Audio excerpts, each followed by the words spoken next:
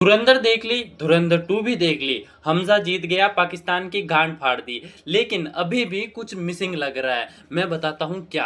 Major Iqbal, काफिरों का जल्लाद। जब मैंने धुरंधर 1 देखी और मैंने मेजर इकबाल को देखा तो मुझे लगा यार ये बंदा ना कुछ अलग है और इस पर एक वीडियो तो लानी ही चाहिए जब धुरंधर 2 आ जाएगी। तो धुरंधर 2 आ चुकी है और वीडियो भी आ चुकी है। तो इस वीडियो में हम मेजर इकबाल के कैरेक्टर को इन डेप्थ में समझेंगे। किसी महान आदमी ने कहा था कि अगर तुम्हें अपने हीरो को अनस्टॉपेबल, इनविंसिबल और अनटचेबल बनाना है, यानी कि ग्रेट बनाना है, तो अपने विलन को और भी ज्यादा ग्रेट बनाओ। इससे हीरो अपने आप ही ग्रेट लगने लगेगा। और आदित्य धर ने धुरंधर 1 और 2 में बिल्कुल ऐसा ही किया है। अब देखो, मैंने धुरंधर 1 और 2 को मल्टीपल टाइम्स देखा है और मुझे पता चला है कि इकबाल सिर्फ एक बैड गाय नहीं है, वो एक चिलिंग केस स्टडी है कि विलन कैसे बनाया जाता है। तो इस वीडियो में मैं उसका पूरा कैरेक्टर आर्क ब्रेकडाउन करूंगा। हम देखेंगे कि कैसे वो टेरर के एक फैंटम से एक ऐसा इंसान बन जाता है जो अपनी ही नफरत से टूट चुका है। मेजर इकबाल जब हमजा को मारने के लिए बुलाता है तो वो अपने बाल क्यों ट्रिम करता है? उसे फिल्म में काफिरों का जल्लाद और एंजल ऑफ डेथ कहा गया है,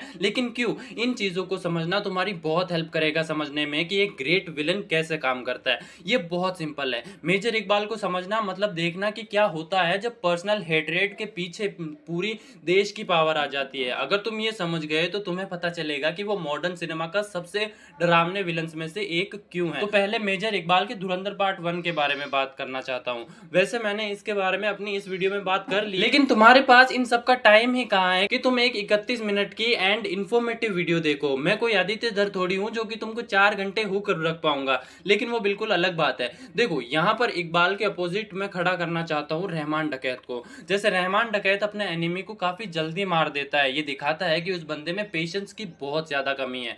वही इकबाल का कैरेक्टर अपने एनिमीज को शो पीसेस की तरह सजा कर रखता है। और एक बात और कि अगर रहमान को मौका मिले ना किसी को मारने, तो वो रुकने की बिल्कुल भी नहीं सोचता। लेकिन मेजर इकबाल अपने हाथ गंदे नहीं करता छोटे मोटे लोगों को मारने में, जो कि हमें धुरंधर 2 में भी दिखाया गया है जब वो संजय दत्त से बात कर रहा होता है एंड उसके आदमी एक सरदार जी और उसकी वाइफ को जला रहे होते हैं। यानी जब तक फाइट ग्राउंड लेवल पर हो रही होती है तब तक मेजर इकबाल वहां अपना नहीं घुसाता है। और तुम्हें ये आइकॉनिक स्माइल और सीन तो सबको याद ही है जहां इकबाल रहमान डकैत के साथ नेगोशिएट करता है, जैसे जिसे अक्षय खन्ना ने एक्सप्लोसिव एनर्जी के साथ प्ले किया है। रहमान फुल ईगो और शोर में है, वो बकचोदी करता है, डिमांड करता है और इकबाल को कसाईनुमा मौत की धमकी भी देता है। और इकबाल जवाब में बस चुप बैठा रहता है एक शांत ऑलमोस्ट बोर्ड स्माइल के साथ कि भाई तू रुक, तुझे मैं बताऊंगा कि कसाईनुमा मौत किसे कहते हैं। उसे चिल्लाने की जरूरत नहीं है क्योंकि पूरा सिस्टम उसके लिए चिल्लाता है और फिर बाद में वो दिखाता भी है, लेकिन रहमान वहां पर नहीं होता है, जो कि बिल्कुल अलग बात है। और अगर मैं थोड़ा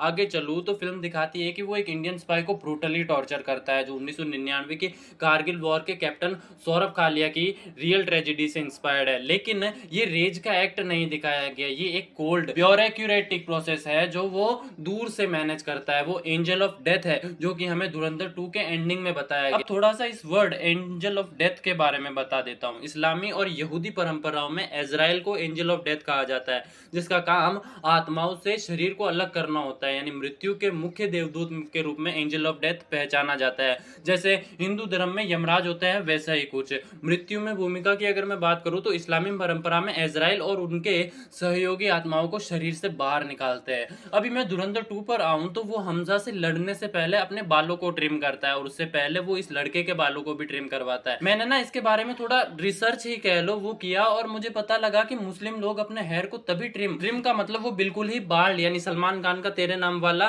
तो ट्रिम तभी करते हैं जब उन्हें अपनी पुरानी आइडेंटिटी छोड़नी होती है। और यहाँ पर मेजर इकबाल भी वही करता है, वो अपने बाप को मारता है फिर वो अपने बालों को ट्रिम करता है, जिसका मतलब मेरे हिसाब से तो यही है कि वो सच में अब एंजल ऑफ डेथ बनने वाला है। अब मैं यहाँ पर एक बात मेंशन करना चाहूंगा कि मेजर इकबाल की चिलिंग ऑथेंटिसिटी उसकी डायरेक्ट इंस्पिरेशन से आती है मिलिटेंट लीडर मोहम्मद इलियास कश्मीरी से, और यहीं से कैरेक्टर की फाउंडेशन और डार्क हो जाती है। कश्मीरी की स्टोरी एक सोल्जर के जर्नी का डार्क मिरर है। वो पाकिस्तान के elite special services group SSG में था, फिर रेडिकलाइज हो गया और अपनी मिलिट्री स्किल्स इंडिया और वेस्ट के अगेंस्ट यूज करने लगा। वो हरकत उल जिहाद अल इस्लामी का की कमांडर बना और बाद में नोटोरियस 313 ब्रिगेड का लीडर भी बना, जो अल कायदा से जुड़ा हुआ हुआ था।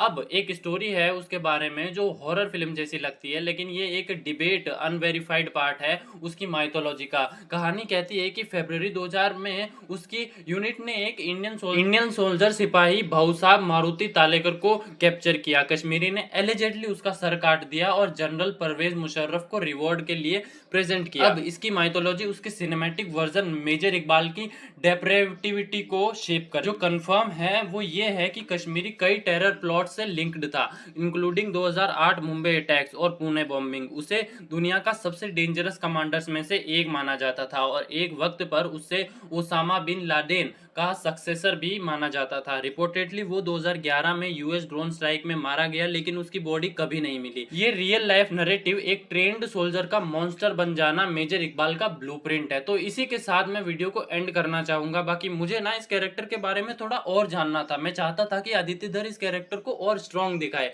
मैं फिल्म से बिल्कुल भी डिसअपॉइंटेड नहीं हूँ, लेकिन हाँ, मेजर इकबाल के लिए मेरी एक्सपेक्टेशंस तो बहुत ज्यादा हाई थी, बट कहीं ना कहीं वो मेरी एक्सपेक्टेशंस को मैच नहीं कर पाई। तो बस ये थी एक छोटी सी वीडियो मेजर इकबाल के कैरेक्टर एनालिसिस पर। कैसी लगी कमेंट में बताना। मिलूंगा किसी और वीडियो में।